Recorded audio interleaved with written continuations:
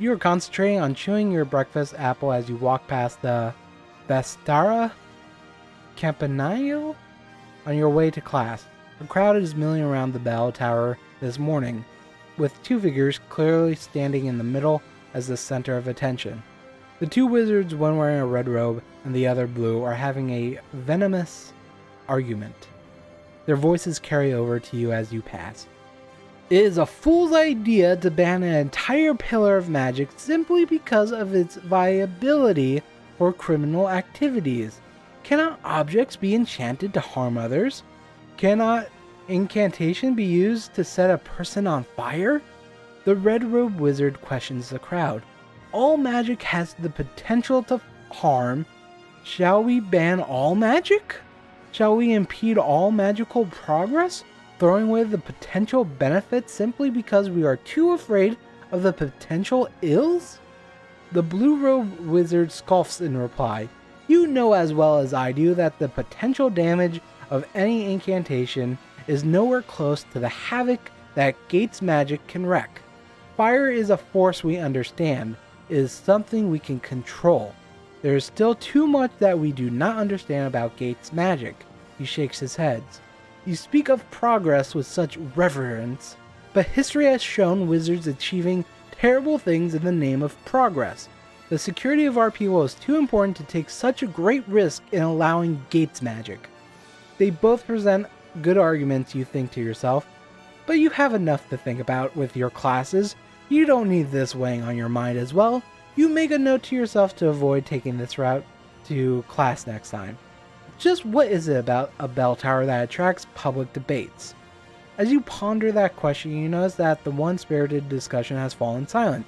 They look up and you realize that somehow you have walked right into the middle of the crowd where the wizards were arguing.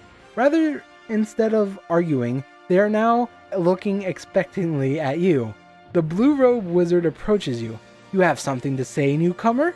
He challenges you. You feel the force of 100 stares hit you. You better think of something to say soon. What? That would be fun, but no. Persuasion. Gates magic needs to stay forbidden. Or debate. We have to allow Gates magic. I really wish there was a in-between of we should ban Gates magic from being taught to, in schools, but hey, how about if the government continues doing it? Or like the greatest magicians get a license to be able to do it and, just have them be watched. But whatever. We're going to debate we should allow the use of Gates magic because I think that's a more interesting idea. Also, our character, I think our character knows a little bit of Master, which is another one of the, Mastery, which is one of the other banned magic, which just lets you take control of people, and that one should just be banned forever. Do we know any Gates magic, though? We actually know a little, we know of Gates methods, but that's about it. So we have to allow the use of Gates magic. I think that's closer to what my thought is, but we'll see how this reads it. We have to allow the use of Gates magic, you tell the crowd. That's the only way we'll ever be able to conquer it. The blue-robed wizard exhales in disbelief. Have you not been listening to what I have been saying? It is simply too dangerous for us to allow. There are still things about it we don't understand. You frown at the wizard. I heard you. You're saying that we shouldn't be allowed to use Gates magic because we don't understand it. But how can we ever understand something that we're not allowed to use? It just doesn't make sense. We fear it, so we push it off to the side and try to ignore it. But we're wizards. We have to control magic. We can't let magic control us. We cannot live in fear. That's right, the red-robed wizard pipes in. You can see people in the crowd nodding in agreement with your argument. The blue-robed wizard looks around hopelessly at the crowd as if he is at the total loss. He lowered his head, sufficiently cowed by the response. Again, I think it should be like a licensed magic, but whatever, the game can figure that out itself. We brought up observation, and now it's at its maximum at 13, which is great. We also got Eyes Wide Open, which is the spell we needed, which will increase observation by 4. So that would be 17. And let's see. I apologize. I'm looking at my notes. So yeah, we can do the next part of Netta's adventure, I think. What else did we learn? We learned a little bit of acrobatics as well. Prudence did her class and did not succeed at study. Lambert, Casper, Malacresta. Netta did not succeed at using the forge. Evelyn succeeded at using compete. Alright. Okay, this is what we're going to do.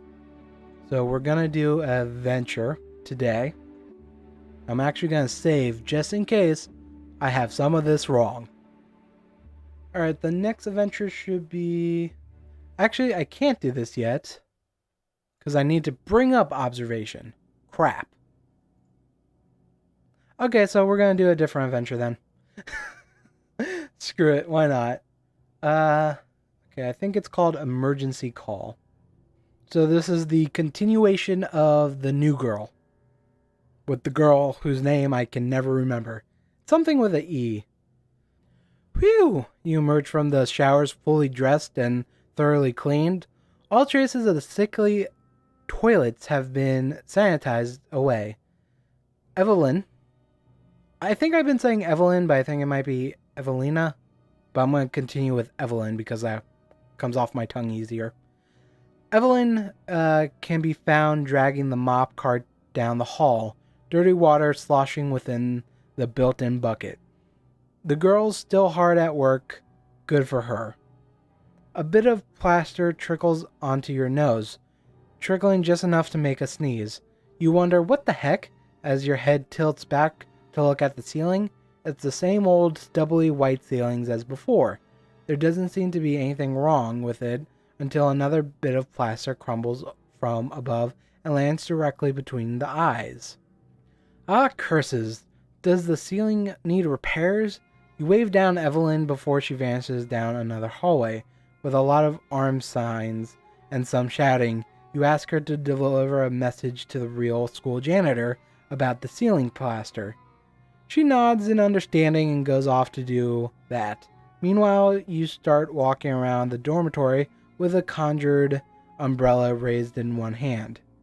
Some of these adventures feel so disconnected from one another to what you're capable of doing, but that's what happens when you have probably a bunch of writers creating as many adventures as possible.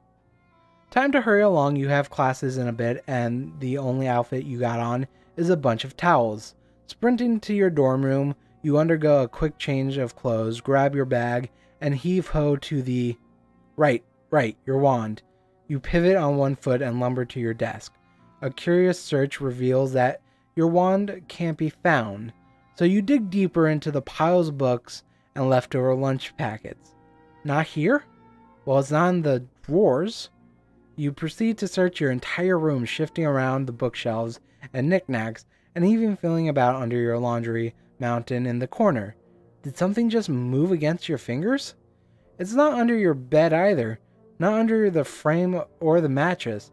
Now you're starting to panic. Where is your wand? Man, I hate that feeling. And you know what? Finding the thing doesn't make me feel better. I lose my glasses from time to time, and I'm just more pissed off at the end of finding them. Guys, both hands slam onto the door frame to keep you from flying out of the room. Emergency call. My wand is missing. The entire building rumbles with coming footsteps. It's not just a sense of camaraderie that brings every student to your location, regardless of their year. There's a reason why your classmates have become broad-minded and why even a first year like you has become a part of their ranks. This is a very special dormitory. And the search is on. Ignoring the bell call for morning classes, the entire dormitory peels apart the wallpaper looking for your wand. Dear God, guys. What's going on here? The mass search has caught Evelyn off guard. Newly returned from stowing away the mop equipment, she's missed the scene where people shot up their hands to volunteer. Wide eyes stare around at the students searching in their respective quadrants. Is something wrong? My wand is missing, you exclaim. Your hand jerks out from beneath a small bureau before it comes stomping down on its remaining 2 feet. Oh, Evelyn continues to be stunned, though for a slightly different reason. Should I help out? Please stop causing a mess, she suddenly shouts in dismay. Dust and clutter are growing everywhere. That's right, Evelyn's supposed to be cleaning up the place, isn't she?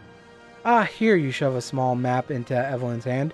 You look for my wand in this area, and I'll take care of the cleaning. Hey, you yell to the rest of the room. Can I borrow someone's wand? A boy nearby looks up from his notes and yawns.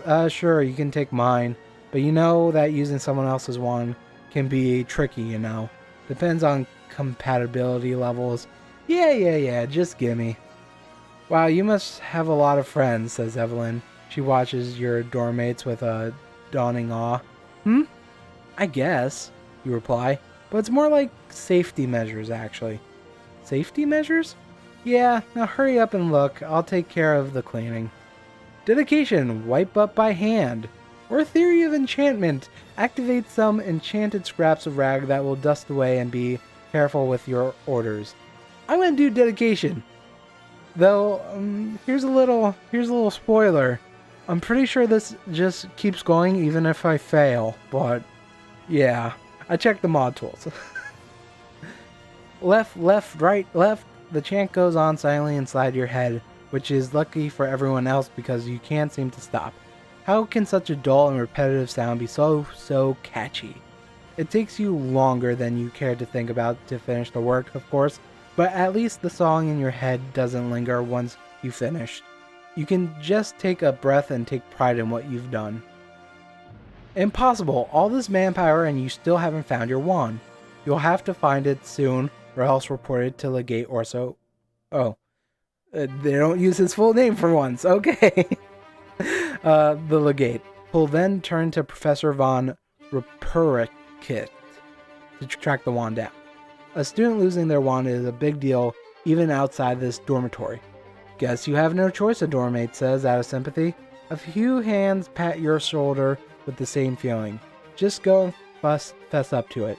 The sooner you get it over with, the better. Say, isn't there a penalty for losing your wand? Shh!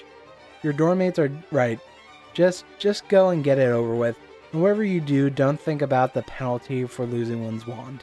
It'll only send you running in the opposite direction of Professor Orsi's office, and trying to flee the scene of the crime, such as it is, only adds on another penalty. Grinding yourself up, you march out of the dormitory with both shoulders set. Eyes are focused on the courtyard and class buildings ahead. As moving as your own thoughts in your head, don't think of the penalty. Don't think of the penalty. For the love of all that is loaded with vein-clogging fats and grease, don't think of the penalty. Your foot stops in the mid-swing when a figure moves at the corner of your eye. Before your head automatically swings in that direction, you recognize the mousy-haired head of Evelyn Faberizzi. That's her last name? Sure. What's she doing heading for the overgrown gardens? No one's supposed to go there until some hapless first years, a list which you somehow managed to dodge, are sent with wands shearing away at the greenery. What's that case she's clutching to her front? It's as tall as she is and nearly just as wide.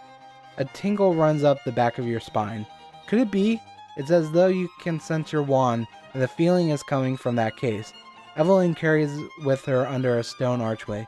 She vanishes almost instantly into the dark green overgrowth. So we have two choices, follow Evelyn or just go to Legate and Professor. So going to the Legate and Professor von whatever, that's going to end the adventure right here. We get a bunch of penalties and some annoying stuff and maybe something cool, but I don't really want to do it. Instead, I want to follow Evelyn and continue this story. After all, you can always go back and be tortured by von Ruperikit later if this doesn't work out. He is the calligraphy teacher and the Iran's headmaster, I believe.